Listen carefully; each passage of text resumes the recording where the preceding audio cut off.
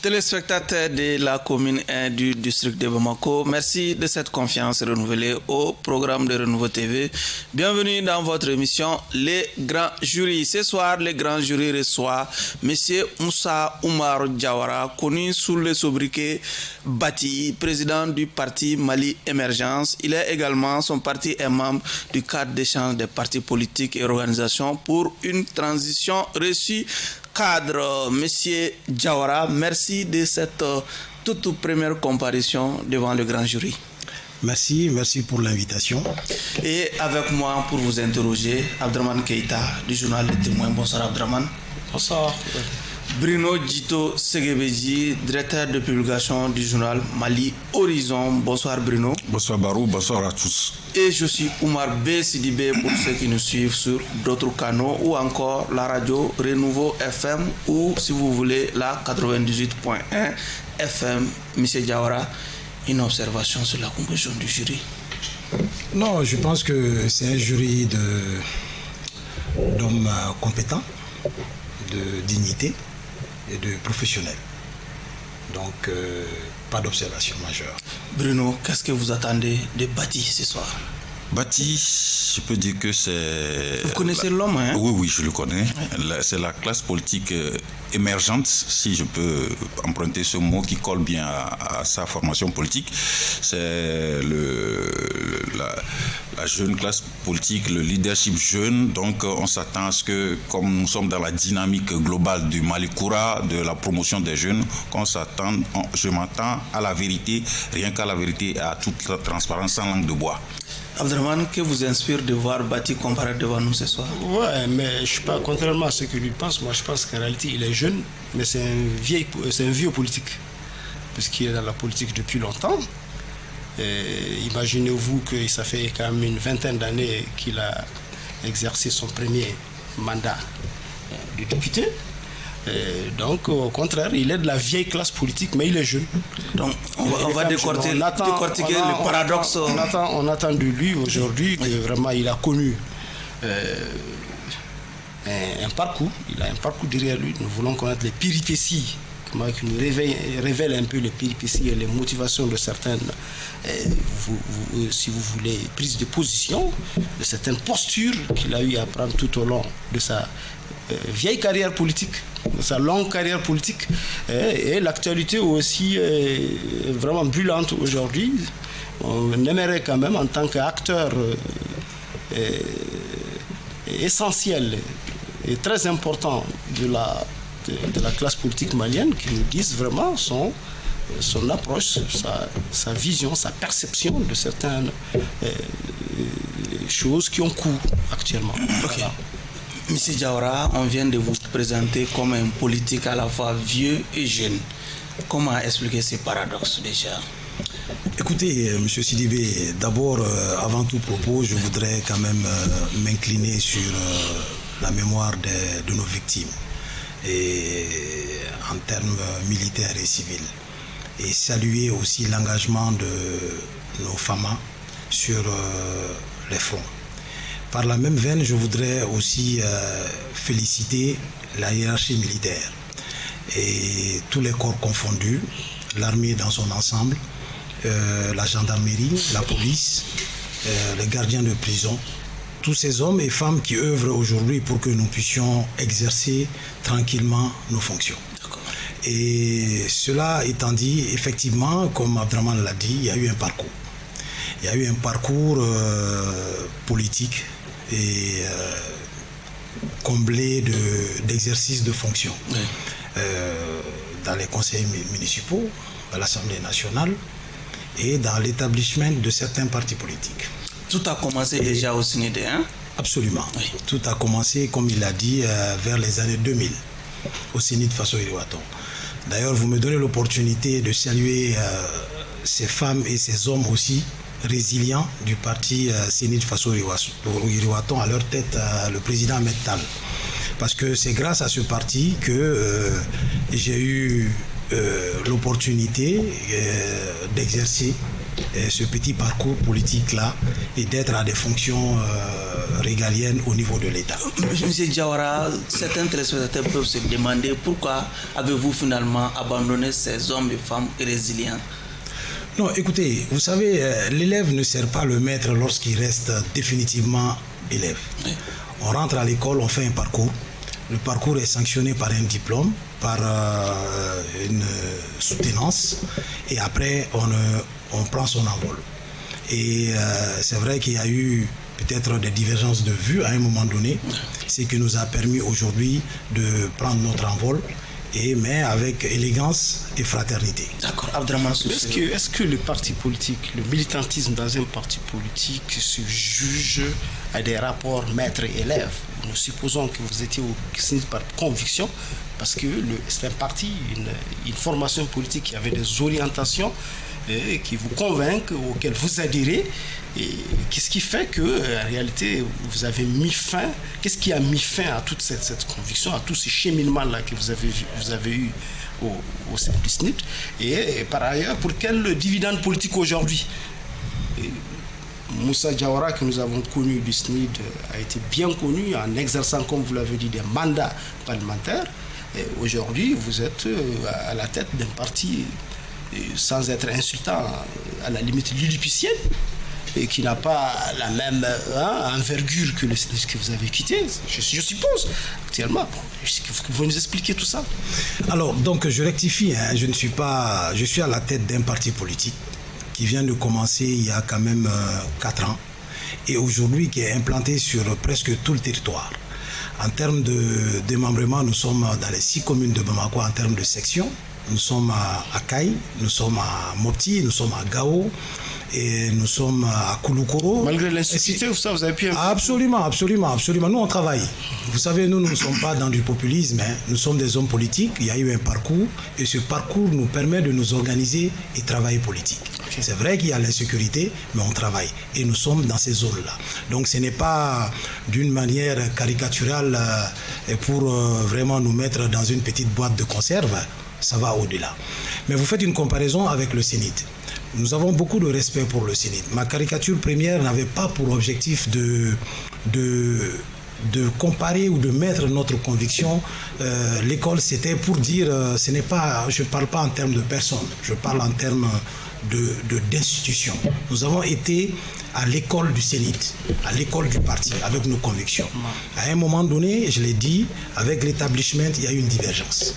Et ces divergences ne nous permettaient pas d'assumer. Vous pouvez nous dire les divergences?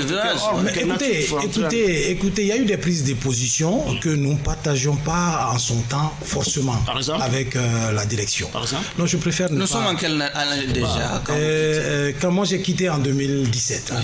En 2017. Et donc, pour la petite histoire, notre participation au dernier gouvernement, après l'exercice de Maître Tal au ministère je pense que c'était de la communication. Oui. Et donc, avec l'arrivée je pense que c'était Feu Soumeilou, en tout cas, le dernier gouvernement, on avait appelé le CNID, et à la grande surprise, le CNID a décidé de ne pas aller au gouvernement. Bon. Ça, on a eu un débat au comité directeur. Le président en a décidé ainsi sans consulter peut-être les cadres. Je termine. On a eu un débat au comité directeur. Il y avait le président et il y avait nous-mêmes en tant que vice-président, parce que j'assumais en son temps le poste de deuxième vice-président. Donc c'était des débats houleux, et il y avait une partie qui avait estimé qu'on devait continuer le compagnonnage compte tenu de certains critères qu'on avait définis. Et puis il y avait d'autres partis qui ont estimé que non, il fallait arrêter, ça a été un débat, mais malheureusement, on nous a mis en minorité. D'accord. Voilà. Oui, toujours dans ce sens. C'est un exemple de divergence. J'ai 2 questions, toujours dans ce sens. Premièrement, vous avez qualifié les militants et les responsables du SNID comme étant résilients. Je voudrais que vous nous expliquiez pourquoi vous les qualifiez de résilients. Ensuite, vous-même, parce qu'il y a cette petite divergence, est-ce que vous ne vous sentez pas plus de la jeunesse, de la jeune classe politique, du jeune leadership politique que de la vieille? Parce que vous avez un parcours. Mais est-ce que vous-même, vous vous sentez appartenir à la jeune classe politique plutôt qu'à la vieille? Non, moi je ne raisonne pas en termes de vieux, vieille, non. Ça c'est des discours, je pense, qu'on doit éviter. Moi je suis à l'école de la compétence, peu importe. Peu importe l'âge, peu importe le genre, l'homme qu'il faut à la place qu'il faut. Et donc, la notion de vieillesse, non, moi je la comprends pas et je m'inscris pas dans ça. Et je me dis, moi j'ai été député à 31 ans.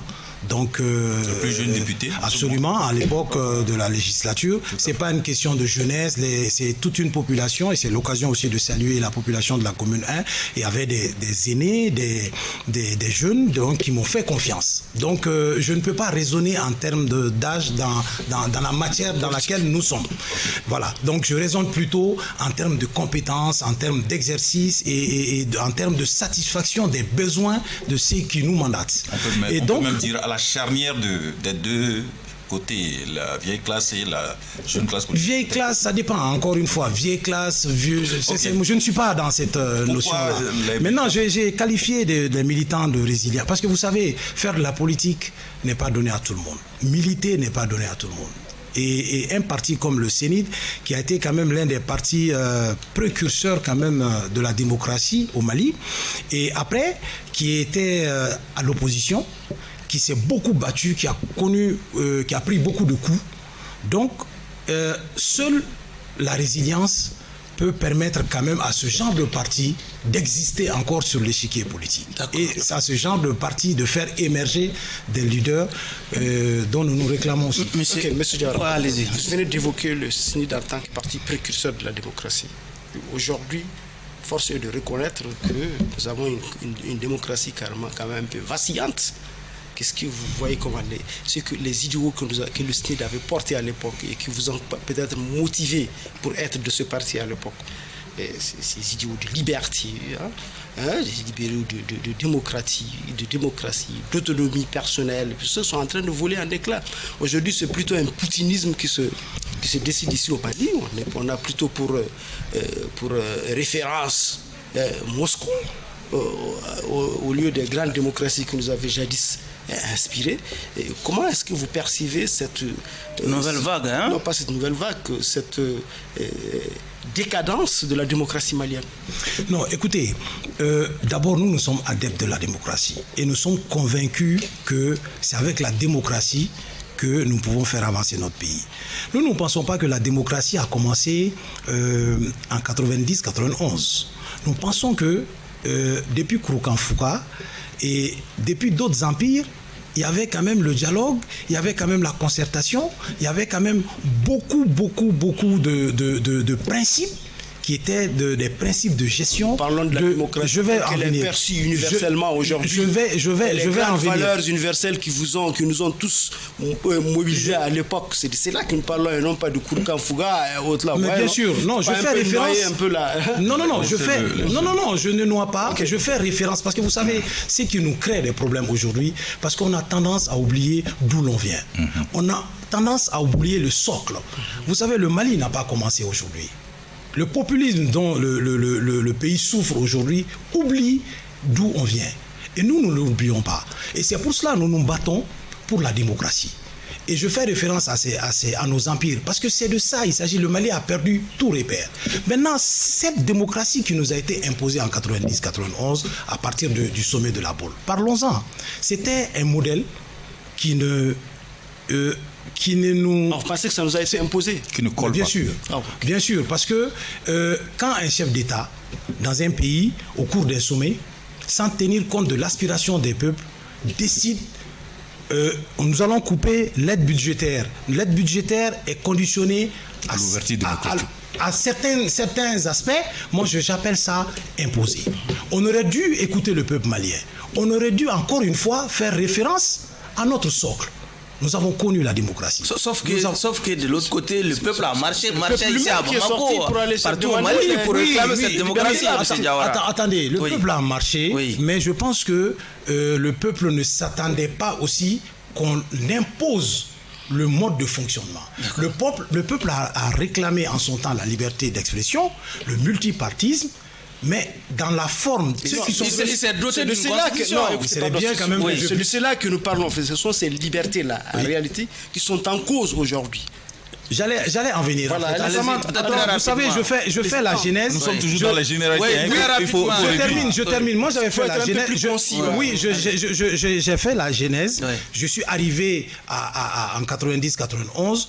Maintenant, j'allais dire, nous étions dans l'apprentissage. D'accord. Et en termes d'institutions, en termes d'exercice de démocratie, et beaucoup de choses devaient être vraiment corrigées. C'est ce qui nous a amené certains coups d'État que nous-mêmes nous avons condamnés. Malheureusement, la manière de refonder, je n'aime pas trop ce mot parce que c'est trop prétentieux, en tout cas la manière de rectifier, de corriger n'a pas été une bonne Monsieur manière. Diawara, après l'épisode Sénir Faso Iriwaton, en 2018, on vous a revu aux côtés d'un certain Diallo, Alou Bogar Diallo de l'ADP Maliba pour diriger sa campagne. À l'arrivée, on a entendu quand même des bruits de bottes autour de la gestion de l'argent qui vous avez géré au cours de cette campagne. Est-ce que vous êtes un homme propre ce soir?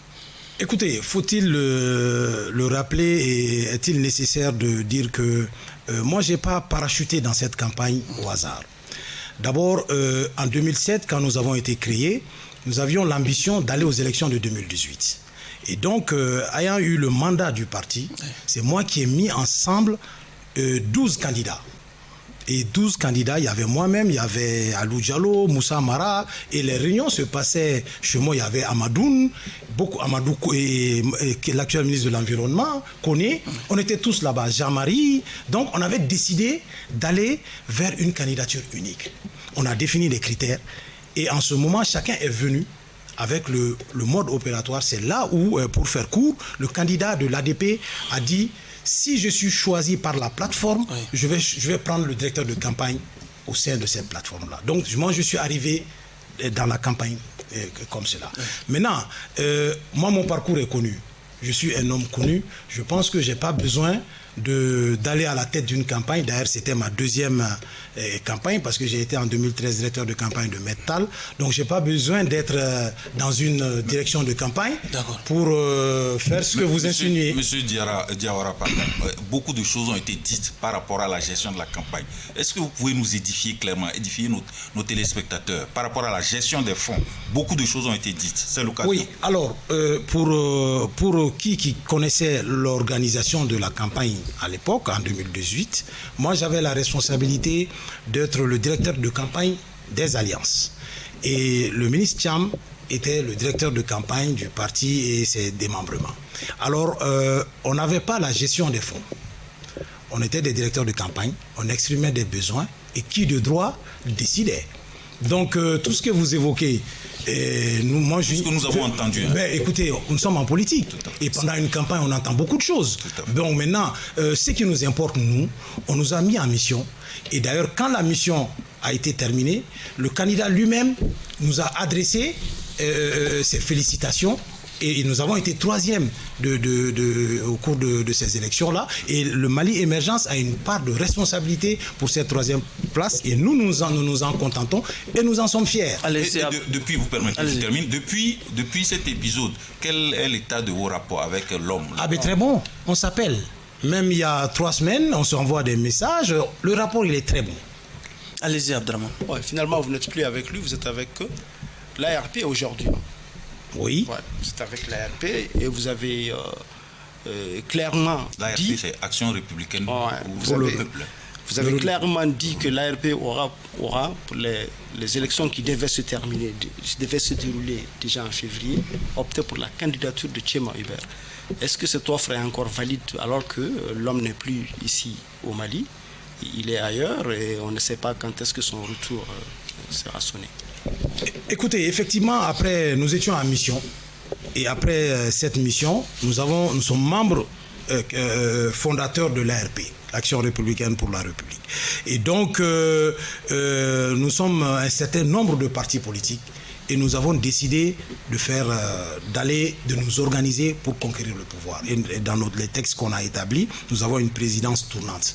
Effectivement, monsieur le ministre Tchema a assumé la présidence jusqu'à son départ, et donc actuellement la présidence est exercée, et en son temps, effectivement, vous le rappelez, nous avons fait un congrès parce que on avait tenu au cours de notre réunion au niveau du directoire d'appeler à une candidature des membres, des présidents de l'ARP. Donc vous évoquez une séquence, mais malheureusement le temps fait son effet, il y a des donnes, mais l'ARP est en train de travailler. Au moment opportun, on en tirera les conséquences. Non, là, vous n'avez pas dit, est-ce qu'aujourd'hui encore l'offre, la candidature de Tchema Hubert Coulibaly, définitivement acté, le drapeau comme porte-étendard de l'ARP est encore valide chez vous? Mais écoutez, Abdraman, une candidature est individuelle. Des structures peuvent appeler à une candidature. Non, chez vous, je dis bien chez vous. Mais bien sûr. Chez vous, à l'émergence, oui. Est-ce que vous continuez encore à militer pour la candidature de Tchema Hubert? On ne peut pas continuer à militer pour une candidature qui n'est pas déclarée. Nous avons appelé. Pourtant, est-ce qu'il avait... Pourtant, si nous avons Tchema appelé... avait bel et bien déclaré qu'aux élections suivantes, il allait être candidat. Oui. Sauf que cette élection n'a pas eu lieu, tout le monde le sait. Si vous permettez, vous aviez dit lors du congrès. Lors du congrès, vous avez dit, il voulait clarifier un peu. Lors du congrès, vous avez dit que vous avez choisi Tchema Hubert comme candidat. Aujourd'hui, effectivement, il n'y a pas eu d'élection parce que, comme vous le savez, puisqu'il y a eu prorogation de la transition, ça devait se tenir en février dernier, ça n'a plus tenu, mais aujourd'hui encore, on se bat encore pour que ces élections se tiennent. Je suppose que vous aussi, vous êtes en train de vous battre pour obtenir des élections. Est-ce que vous êtes toujours dans la même dynamique de soutenir la candidature de Tchema? Encore une fois, moi je précise ce que nous avons dit au Congrès. Nous avons dit, nous appelons à la candidature déclarée au sein de l'ARP en son temps, qui était la candidature de Tchema Hubert. C'est ce qu'on avait dit. Bon, maintenant, vous avez évoqué une nouvelle situation. Vous avez évoqué son départ. L'ARP va se réunir. Et les partis aussi vont avoir leurs conseils nationaux. Et à partir de ce moment, on en tirera les conséquences. Quelle appréciation faites-vous de ce départ-là, au-delà de la situation qui l'a obligé, ou bien autre chose à aller en dehors du pays? Écoutez, M. Hubert est un homme libre, il décide de ce qu'il a à faire. Il n'a pas besoin de... C'est quand même un allié, et son absence a un impact. Donc je suppose que ça a un impact quand même sur votre ensemble. Mais absolument pas. Politique. Absolument pas. Son absence n'a aucun impact. Non, attendez, moi j'ai dit que l'ARP est un regroupement de partis politiques. Oui, je sais. Monsieur Tchema Hubert Coulibaly est le président du parti UDD. Oui, je sais. Et au sein de l'UDD, il assume la présidence. Le cheval sur lequel vous avez misé, que vous avez misé, n'est plus là. Ça devrait quand même avoir... Mais dans l'écurie, il y a tellement de chevaux. Dans l'écurie, chez nous, pourquoi je vous demande... il y a tellement de chevaux dans l'écurie. Pourquoi je vous demande... Et que l'absence d'un seul cheval ne peut pas... Ce n'est pas pour rien que je vous le demande. Je vous ai demandé par rapport à la démocratie malienne. Je l'ai écouté parler de chape de plomb. Oui. Quand il a été récemment interrogé par RFI, depuis Abidjan, il a parlé de chape de plomb sur le Mali. Oui. Effectivement. Est-ce que vous en avez, vous aussi, vous qui avez perdu aujourd'hui, à cause d'un départ peut-être forcé à l'extérieur, un candidat sur lequel vous avez misé, vous avez la même perception qu'il y a une chape de plomb? Écoutez, il y a une chape de plomb. Écoutez, chacun a sa vision, chacun est responsable de ses déclarations. Moi, je fais mon constat par rapport à la situation. Maintenant, vous avez dit qu'il a fait cette déclaration sur RFI. Peut-être cette déclaration n'engage que M. Hubert. C'est lui qui pourra vous donner les contenus. Bruno, s'il vous plaît. M. Diawara a une autre explication. On monopolise la parole. On monopolise la parole. On va vous donner de commentaires que de questions. On va vous donner... pas me couper la parole, s'il te plaît. Oui, on va vous donner la parole. Bruno, s'il vous plaît. Bruno, on va s'écouter. Bruno, s'il vous plaît, on va s'écouter. On va s'écouter, allez-y. On va s'écouter. Allez-y. Oui, moi je répète, l'ARP est une organisation de partis politiques. On ne peut pas limiter l'ARP à un seul parti ou à un seul homme. on ne va pas dire aujourd'hui que l'ARP c'est Mali Émergence ou l'ARP c'est M. Diawara. Le leader aujourd'hui de l'ARP, c'est Tchéma Hubert Coulibaly. Mais écoutez, oui, mais parce que c'est ce que les gens veulent. Non, mais nous avons tous notre parcours. Tchéma Hubert est un président de parti politique. Moi, je suis un président de parti politique. Moi, j'ai été député, j'ai été conseiller municipal, et vous voulez mettre ça de côté et mettre un leader naturel à la tête de notre regroupement? Non. Voilà. Donc, Tchéma assumait la présidence pendant 1 an. La présidence a toujours été tournante. Elle est exercée actuellement, et c'est pas un seul leader. Son absence du pays n'est pas ressenti. Non, nous regrettons que les conditions que Abdraman évoque, nous les regrettons, mais nous continuons de travailler. Vous ne parlez même pas de ces conditions-là, c'est le problème. Mais bon, vous avez évoqué des choses. On va essayer d'évoluer, Abdraman, s'il vous plaît. M. Diawara, dans la nuit du 11 au 12 mai, certains officiers et sous-officiers ont tenté de renverser cette transition. Qu'est-ce que cela vous inspire déjà au niveau de votre parti? Non, écoutez, nous avons eu ces informations en même temps que tous les Maliens. Oui. Et moi, je pense que nous sommes à des moments très difficiles, et que l'union sacrée doit être de mise. Et n'ayant pas toutes les informations entre nos mains, il serait quand même hasardeux de ma part de me prononcer dessus. Et donc, toute tentative pour vraiment déstabiliser un État aussi fragilisé par certains comportements de certains dirigeants politiques, nous devrons quand même l'éviter. Est-ce que le doute déjà est permis par rapport à cette histoire déjà? Le doute? Oui, par rapport à la thèse avancée par le gouvernement. Vous pensez qu'il y a eu réellement une tentative de coup d'État, comme certains commencent à en douter? Écoutez, ce n'est pas la première fois qu'on entend ce genre d'histoire. Oui. Mais encore, du haut de ma responsabilité, j'ai encore besoin de certains éléments pour me prononcer. Donc le doute, politiquement, moi je doute vraiment de la conduite de la transition, je dis bien politiquement, et il y a lieu de changer de fusil d'épaule. Parce que tout ça amène l'amalgame, tout ça crée de la confusion, tout ça divise les Maliens, et je pense que nous devrions l'éviter, et nous pouvons éviter cela. Mais il suffit seulement de mettre l'homme qu'il faut à la place qu'il faut, et qu'on sorte du populisme. Allez-y. Et concrètement, qu'est-ce que vous reprochez à la conduite de la transition? Si vous dites on va rester dans les coups d'État. Oui, c'est pas parce qu'il dit qu'il doute. Oui. Concrètement, qu'est-ce que vous reprochez à la conduite? Écoutez, moi je pense que le volet militaire de la transition, les FAMA sont en train de monter en puissance, que nous avons salué, en fait les informations qu'on a, mais le volet politique laisse à désirer. À la date d'aujourd'hui, nous devrions clarifier la transition. Parce que ceux qui ont pris ou osé dire ou prendre la paternité de cette transition, en tout cas la paternité politique, sont en train de montrer leurs limites, et le Mali est en train de perdre la face vis-à-vis du monde. Et donc, il est important de changer de gouvernement, de changer de Premier ministre, parce qu'au bout de 10 mois d'exercice de pouvoir, les limites sont là, on ne peut pas tout réussir. On a fait croire à un moment donné que nous sommes de la rue, nous représentons tous les Maliens, mais à la tâche, les militaires, là, je l'ai dit sur plusieurs plateaux, un militaire n'a pas vocation de faire de la politique.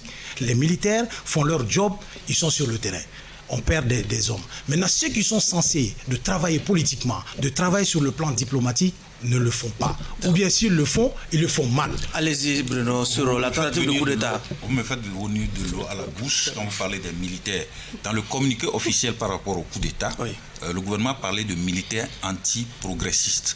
Est-ce que vous croyez, est-ce que pour vous, ma question c'est qui aurait intérêt à briser la dynamique de refondation?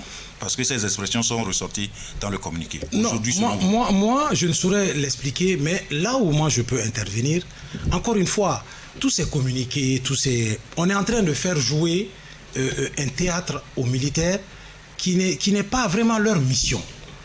Et les politiques sont en train de se cacher. Ceux qui ont pris, qui ont dit, c'est nous qui avons renversé, c'est nous qui sommes les pères fondateurs de cette révolution. Nous voulons faire le Mali croix, nous voulons aller à une refondation. Ils sont où?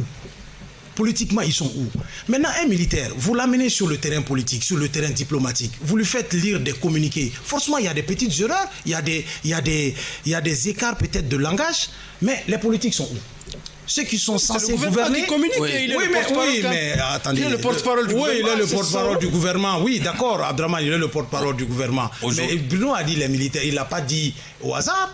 Il n'a pas dit au hasard parce qu'il sait que quelque part, d'autres n'assument pas leur rôle et on laisse les militaires monter au créneau. Et c'est pour ça que j'ai parlé de confusion. Parce que si on ne prend pas garde, la confusion ou l'instigation politique va faire de telle sorte que Dieu nous en garde, les militaires eux-mêmes, ils risquent de se mélanger les pinceaux. Monsieur Diawara, aujourd'hui, quelle solution proposez-vous pour sortir de cette confusion? Non, moi je pense très sincèrement que Choguel doit partir. Au bout de 10 mois... C'est cela la solution. Oui, Choguel doit partir, on doit changer de gouvernement. Le Mali a assez souffert comme ça. On ne peut pas se payer le luxe de tâtonner. Je me rappelle quand Choguel est arrivé, le Premier ministre Choguel est arrivé, et quand il nous avait demandé les CV, il a dit « faites de telle sorte de ne pas nous envoyer des stagiaires parce qu'on ne veut pas perdre le temps ». Mais regardez, même après sa sortie devant le CNT, on a mis un comité de suivi. Mais ça fait combien de mois? Rien. Mais aujourd'hui, avez-vous l'impression qu'il y a des stagiaires aux affaires? Monsieur Diawara, suivez mon regard. Monsieur Diawara, je suis d'accord. Hein, ce que vous dites, c'est vrai, c'est votre position. Choguel doit partir. Mais Choguel n'est pas à l'origine de tout ce que... La prolongation, par exemple, de la transition qui devait se terminer, alors que vous avez plaidé à l'époque pour qu'il n'y ait pas un jour pour que les élections se tiennent à date. La prolongation de la transition qui a reposé sur une modification de la charte, ce n'est pas le fait du chef du gouvernement. Ça, c'est le fait. Je sais pas, on a comme l'impression que vous aussi, politiques, vous avez plus tendance à jeter l'opprobre sur les politiques, sur la branche politique que sur la branche. On a l'impression qu'il y a une certaine peur bleue de parler de la branche militaire, alors qu'en réalité, ils partagent tous ce que vous récriminez. Oui, mais attention, moi j'ai dit tout de suite dans mes propos que les militaires ont fait le coup d'État. Nous l'avons condamné en son temps. Leur job, c'était de sécuriser le pays. La prorogation, la prorogation même de la transition, oui? La prorogation n'est pas un autre... Vous savez, nous, on avait refusé une autre forme de coup d'État. Non, attention. Et qui a initié la prorogation de la transition? Vous avez oublié? C'est qui? Ah ben dis donc, qui a organisé les assises nationales? Qui s'est battu pour avoir ces assises? Mais il n'est pas le chef de l'État. Oui, mais attention. Il est quand même un chef du gouvernement. Non, attention. Il est en mission. Abdraman, moi je pense que nous, en tant que politiques, nous avons été consultés. Nous avons dit en son temps, ce n'est pas nécessaire de faire comme on l'a fait. La preuve, là où on a indiqué, écoute, la montagne a accouché même pas d'une souris, mais d'un bout de pain. On a insisté pour organiser ces assises. Qui a insisté? C'est le gouvernement. Ce n'est pas le président de la transition qui a parlé. Ils sont embarqués. Est-ce que ça peut se faire sans le président? Oui, mais c'est trop facile. Dans la posture dans laquelle où le président de la transition se trouve, étant un militaire qui n'a pas vocation politique, diplomatique. D'accord. On peut pas aller autrement. M. Diawara, la branche politique est le petit mur de... Oui, avant cette tentative de coup d'État, le Mali a décidé de se retirer du G5 Sahel. Quelles conséquences pour la sécurité au Mali? Non, encore une fois, il faut rappeler que le G5 Sahel était une organisation tant demandée. Nous, quand on était en fonction, le général ATT avait dit, il avait en son temps demandé l'intervention ou la mise en place d'une force internationale. Il n'a pas été entendu et il a demandé à ses pairs africains de mettre les pays du champ ensemble pour aller à une organisation sécuritaire pour, en tout cas, et sauvegarder, préserver nos frontières. Et donc c'est ce qui a été après, qui a été mis en œuvre pour amener le G5 Sahel. Une organisation utile. Mais encore une fois, ce que moi, je reproche au G5 Sahel, quand il y a eu coup d'État, les pays du G5 Sahel n'ont pas condamné ni suspendu le Mali, comme la CEDEAO l'a fait. Oui. Peut-être politiquement, les textes ne prévoyaient pas cela parce que le G5 Sahel a d'abord été militaire avant qu'on passe aux instances politiques parlementaires. Et donc, si vous n'avez pas condamné un pays et que le tour de ce pays-là arrive, naturellement, le pays doit exercer sa responsabilité. Ça, je reproche au chef de l'État. Oui. Maintenant, même si on a raison, oui, moi, je pense qu'il ne faut pas que nous soyons dans la réaction. Encore une fois, moi, Abdraman va dire j'en veux au gouvernement. Ça, c'est le job des politiques. On ne peut pas être tout le temps un pays qui est en difficulté, qui est en guerre, qui connaît le terrorisme. On est tout le temps dans la réaction. Mais ça, c'est des méthodes militaires. Parce qu'un militaire n'est pas politique. Lui, tu obéis ou il fait autre chose. Si tu n'obéis pas, il utilise la chose la plus précieuse chez lui, c'est les armes. Maintenant, ils ont fait appel. La transition n'est pas que militaire. Oui. Ils ont fait appel à des politiques. D'accord. Et pour donner des conseils. Donc, vraiment... Fallait pas se retirer. On ne devait pas être dans la réaction. On devait prendre acte et puis finir d'abord ce qu'on a à faire. D'accord, allez-y Bruno. Au-delà du G5 Sahel, nous avons des difficultés. Le Mali a des difficultés avec ses voisins, avec la communauté internationale, en particulier la CEDEAO. Quel est votre porte de sortie comme proposition ? Non, d'abord, moi j'ai... Nous sommes à la phase de la facilitation. Oui, tout à fait. Et j'espère bien qu'on va arriver vers vraiment la levée de ces sanctions-là. Parce que, encore une fois, ça a été dommage que le Mali puisse se laisser sanctionner comme ça. Mais bon, ça a manqué de méthode, de diplomatie et de rapprochement. Qu'est-ce qu'il faut faire ? Parce qu'aujourd'hui, ce qu'il faut faire, il faut se battre pour que ces sanctions-là soient levées. Avec quel argument ? Avec quel argument qu'on puisse prendre 16 mois, 18 mois, qu'on puisse se mettre à la tâche. Parce que qu'est-ce que la CEDEAO a demandé ? La CEDEAO a demandé de proposer un chronogramme. Mais encore une fois, Abdraman s'agite. Mais qui doit proposer un chronogramme ? C'est le président de transition qui doit proposer un chronogramme. Des hommes sont en mission. Faire un chronogramme n'est pas sorcier. On te dit, dis-nous dans combien de temps tu puisses faire revenir ton pays à un ordre constitutionnel normal. Mais toi, tu végètes. Chaque sortie, tu mets un petit grain, tu enflammes la toile, tu enflammes les Maliens. Vous parlez de qui ? Mais je parle du gouvernement et de son premier ministre. Et vous, les politiques, vous avez l'impression que votre voix, on ne vous écoute pas ? Il y en a qui ont contribué à diviser les Maliens depuis leur prise de parole, depuis leur prise de fonction. Vous savez, quand on vous confie des responsabilités, ces responsabilités sont exercées avec humilité. Le Mali est un et indivisible. Quand on vient, on dit l'aile patriotique de l'armée. On divise l'armée. Quand on vient, on dit nous sommes des patriotes. Nous allons refonder. Non, ce n'est pas le Mali. Le Mali a existé. Le Mali existe. Le Mali continuera d'exister avec l'ensemble de ses fils. D'accord. Voilà. On a l'impression que vous êtes opposé à la refondation. Vous ne voulez pas la refondation. C'est prétentieux. C'est prétentieux. Bruno, vous savez, c'est impossible. Peut-être qu'il est une force anti-progressiste. Non, moi je ne suis pas. Ah oui, c'est tentant, ce rapprochement. Non, ça dépend quelle définition vous donnez à la progression. Et un pays qui a atteint ce niveau, on ne peut pas avoir la prétention de refonder. La preuve, on va refonder quoi ? Ça fait 10 mois qu'on est en train de parler de refondation. On a créé un ministère pour la refondation. Aucun acte. Donc ça veut dire que il n'y a pas lieu de refonder. Le système électoral, par exemple.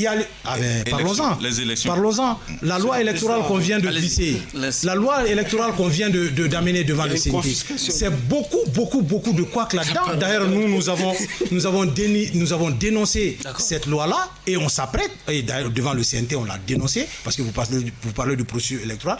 Elle est mal. Monsieur le Président, dans le même sillage, voyez-vous qu'il y a une certaine dichotomie qui s'installe au Mali. Il y a une tendance à mettre fin à nos rapports historiques avec la France pour retourner à nos rapports historiques avec la Russie, si vous voulez, l'Union soviétique qui est aujourd'hui, dont l'héritage est assumé aujourd'hui par la Russie. Qu'est-ce que vous pensez de cette situation-là qui a tendance aussi également à diviser les Maliens ? Parce que je suppose aussi que les Maliens, vous êtes d'ailleurs soninké, nous sommes quand même très nombreux en France, nous avons des liens très solides avec la France, et ce changement-là, vous voyez, brusque là, de quitter... Qu'est-ce que vous voyez ? Coopération militaire, hein ? Non, pas seulement de coopération militaire. Pas de communauté, oui, de communautarisme. De beaucoup, de beaucoup aussi de trucs, même dans beaucoup de domaines. Hein. Même aujourd'hui, si vous savez, la délégation qui est partie à Moscou est en train de négocier aussi dans le cadre du chemin de fer, dans le cadre de tout ce qui est autre chose. Vous savez que ce changement-là de cap-là, qu'est-ce que vous pensez de ça? Et quel peut être vraiment l'impact et puis les répercussions? Non, écoutez, Abdraman, moi je suis d'une génération décomplexée. Moi, je n'ai pas de complexe vis-à-vis d'un État, a fortiori la France. Aujourd'hui, la France doit comprendre que le Mali est un pays souverain et indépendant. Ça, c'est clair. Ça, donc, dans la posture, moi, je suis totalement d'avis que nous nous assumions. Mais, dans le fond, la France n'est pas dans la coopération que militaire, vous l'avez souligné. Et je suis encore de l'école qu'il ne fallait pas rompre ou prendre la distance aussi brutalement. On peut s'assumer, on peut dire une vérité à un partenaire, mais on ne jette pas le bébé avec l'eau du bain. Encore une fois, quelqu'un a péché. Encore une fois, quelqu'un a contribué. La primature. Et tout ça, c'est le fait de la primature. Quelqu'un soit plus précis. Moi, je pense que j'ai été précis. J'ai dit le nom du Premier ministre sur ce plateau. Continuons encore. Sur ce plateau plusieurs fois. Ouais. Je pense encore une fois que quelqu'un a péché, quelqu'un a contribué, et vous êtes bien informé plus que moi, quelqu'un a contribué à amener cette désinformation au sein de la population qui a tendance à nous diviser. La Russie est un partenaire stratégique, vous l'avez dit. Nous avons des choses en Russie. Mais dites-moi, le Malien qui a réussi en Russie, donnez-moi 3 noms. Moi, par exemple, en France, je peux vous parler de Malamine Koné. Je peux vous parler d'une rue qui a été baptisée Fantani. Je termine. Le Premier ministre. Allez-y. Donc je peux parler de tous ces gens-là qui évoluent, beaucoup de gens qui travaillent en France. Mais donnez-moi un nom des Maliens qui a réussi en Russie. Choguel Maïga a réussi en Parce que est-ce que je ne peux pas mettre fin un peu à votre fixation sur le Premier ministre? Vous savez pourquoi? Le Premier ministre a bel et bien dit, et vous l'avez entendu, sans être démenti devant les membres du CNT, que l'ensemble des manettes de la transition se trouve entre les mains, concentrées entre les mains quand même du président de la transition, chef de l'État. Vous savez, Abdraman. Celui qui gère, il a dit, sans être démenti, jusqu'à preuve du contraire. On ne peut pas gouverner, vous parlez à un politique. On ne peut pas gouverner avec la ruse. On ne peut pas gouverner avec les mots. Ce que le Premier ministre a dit devant le CNT, c'est ça la confusion. Et c'est ça notre peur. Et c'est cette confusion qui amène, vous avez parlé de coup d'État. On a entendu des noms. Et si, moi j'ai dit encore une fois, si les militaires ne prennent pas garde, cette confusion, cette ruse politique risque de mettre le pays encore dans une situation très difficile. Et c'est pour cela, nous on insiste, il faut mettre l'homme qu'il faut à la place qu'il faut. Bruno, pour votre dernière quand quelqu'un atteint ses limites, la personne doit avoir l'humilité elle-même de dire moi j'ai atteint mes limites, il faut essayer un autre moyen. Nous sommes 20 millions, il n'y a pas qu'une seule personne qui peut conduire une transition. Moussa Oumar Diawara, l'un des piliers aussi de ce Malikoura en construction, c'est la transparence, la fin de l'impunité. Et l'actualité est brûlante, certaines personnes ont été mises aux arrêts dans le cadre de la loi d'orientation, etc. Quel commentaire, quelle appréciation globale vous faites? Certains militaires, pour être précis. Oui, notamment le général, l'ex-général Bemba Keïta, c'est connu. Quelle appréciation globale vous faites de cette transparence, de cette fin de l'impunité qui est vraiment au devant de la scène, avec des arrestations? Peut-être que c'est dans ce cas, je n'en sais rien, que votre leader, Tchéma Hubert Koulibaly, est hors des frontières, peut-être. Alors, quel commentaire vous avez à faire? Alors, je reprécise que Tchéma Hubert est le leader de l'UDD. Il est le président de l'UDD. Il est le leader de l'ARP aussi. Il n'est pas le président de l'ARP. Il est leader de l'ARP. L'un des leaders. Okay. Donc je rectifie. Je vous le concède. L'un des leaders. Maintenant, vous parlez de la lutte contre la corruption. Aujourd'hui, vraiment, la corruption a atteint une certaine limite dans notre pays. Et donc, toute volonté politique pour mettre fin à ce genre de comportement est salutaire. Maintenant, le dossier précis dont vous parlez, encore une fois, moi, je n'ai pas assez d'éléments. Non, globalement, tout ce qui se fait depuis... Écoute, moi, je fais confiance à notre magistrature. C'est l'occasion de saluer les magistrats pour l'effort consenti. Et encore une fois, on fait confiance à la justice. Certains l'interprètent comme une lutte contre la sorcière, quoi. Une chasse aux sorcières. Une chasse aux sorcières, une poursuite des tenants de l'ancien régime. Oui. C'est par rapport à ça que je vous pose. Une purge, on est en train de parler de purge. Un règlement de compte, etc. Oui, vous savez, quand vous dites le Premier ministre a exercé quand même dans l'ancien régime. Vous parlez encore du Premier ministre. Mais bien sûr, c'est la vérité. Vous avez un compte à lui régler, apparemment. Non, pas du tout. Non, comme vous avez dit, des anciens dignitaires. Donc maintenant, c'est pour dire qu'il n'y a pas que... Enfin, c'est pas... Moi, je ne la conçois pas comme ça, parce que je connais beaucoup de dignitaires qui sont en exercice, d'autres qui n'ont pas eu de problème. Donc, ça ne peut pas être une purge. D'accord. Allez-y, Abdraman, pour la dernière question. Pour la toute dernière question, j'ai comme l'impression que les questions internationales et les liens avec la sous-région sont en train d'occulter les questions locales au Mali. Alors, je me rappelle que vous avez plaidé à un certain moment, puisque on en parle aujourd'hui, on a l'impression qu'on est en train d'oublier ce qui se passe à l'intérieur. Vous voyez, jusqu'à présent, le Mali reste divisé. Il y a des pans entiers de notre territoire qui ne sont pas accessibles à l'État, ni à l'administration, qui ne sont pas couvertes par l'administration.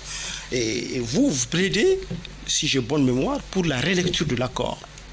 Et comment cela, selon vous, cette doctrine-là est applicable?